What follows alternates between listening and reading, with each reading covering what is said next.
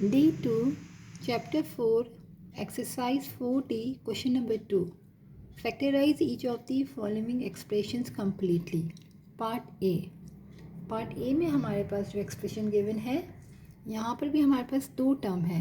यहाँ पर 6 से मल्टीप्लाई हो रहा है x माइनस 2y से और 5 मल्टीप्लाई हो रहा है x माइनस 2y से. तो अगर हम यहाँ देखें तो दोनों टर्म में जो कॉमन है वो हमारे पास यहाँ पर x माइनस 2y ब्रैकेट है और यहाँ पर भी x माइनस 2y है. तो हम इन दोनों टर्म में से हमारे पास कॉमन क्या है? कॉमन है हमारे पास x माइनस 2y. ये ब्रैकेट जो है दोनों में कॉमन है, तो हमने कॉमन ले लिया इसको. और अब हम क्या करेंगे, यहाँ से हमारे पास 6a बचा, वो हमने लिखा.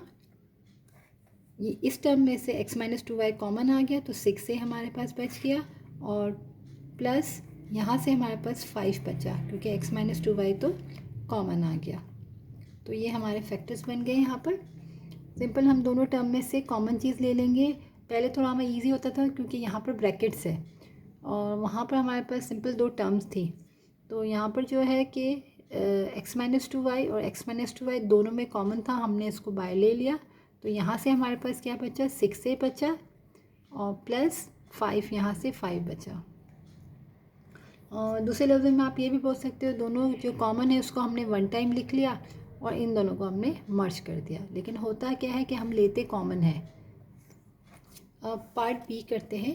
पार्ट बी में हमारे पास से 2b मल्टीप्लाई हो रहा है x प्लस 3y से और माइनस c मल्टीप्लाई हो रहा है 3y प्लस x से.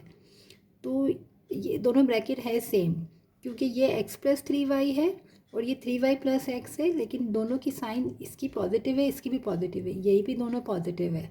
तो जब पॉजिटिव साइन होता है तो इससे कोई फ़र्क नहीं पड़ता, ये सेम होता है. अगर किसी की एक की साइन नेगेटिव होती तो हमें यहाँ से कॉमन लेना पड़ता, बट ये सेम है.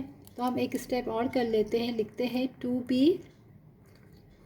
x plus 3y minus c और x को पहले लिख लेते और 3y को बाद में लिख लेते. अगर हम ना लिखे डायरेक्ट भी कॉमन ले सकते. अब इन दोनों में से दो टर्म में से हमारे पास जो है, यहाँ पर भी x प्लस 3y है, यहाँ भी, तो हमने x प्लस 3y को कॉमन ले लिया यहाँ पर. तो हमारे पास यहाँ क्या बचा, 2b और minus c. Answer. Part C में भी दो टर्म है. यहाँ पर क्या है, 5x माइनस वाई और ये भी 5x माइनस वाई. तो दोनों ब्रैकेट्स जो है हमारे पास कॉमन है, तो हम लिख लेंगे 5x माइनस वाई. तो यहाँ से हमारे पास इस टर्म में से सिर्फ 3d बचा और इस टर्म में से minus 4f. Answer. Part D में भी हमारे पास दो टर्म है. यहाँ पर x प्लस 3y कॉमन है, यहाँ पर दोनों ब्रैकेट सेम है. तो हम क्या करेंगे, x प्लस 3y हमने कॉमन ले लिया. तो यहाँ से हमारे पास इस टर्म में से हमारे पास बचा 5h प्लस यहाँ से बचा हमारे पास 10k. अब अगर हम देखें तो जो हमारा सेकंड ब्रैकेट है उसमें भी 5 कॉमन आ रहा है. तो हम यहाँ से भी पहले 5 को कॉमन ले लेंगे. तो हमने यहाँ से 5 को अगर कॉमन लिया तो हमारे पास बचा h प्लस 2k. ये हमने इस ब्रैकेट में से कॉमन ले लिया. अब हम क्या करेंगे, तीनों आपस में मल्टीप्लाई हो रहा है तो स्टार्टिंग में ये जो नंबर है 5 को लिख दिया हमने.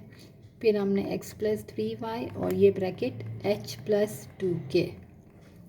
यहाँ वैसे हमारा आंसर हो जाता है, लेकिन अगर इसमें से कहीं से कॉमन आ रहा होगा कोई ब्रैकेट से तो हम उसको भी कॉमन लेंगे.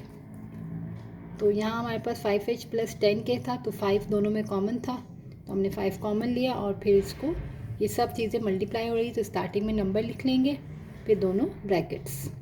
आंसर.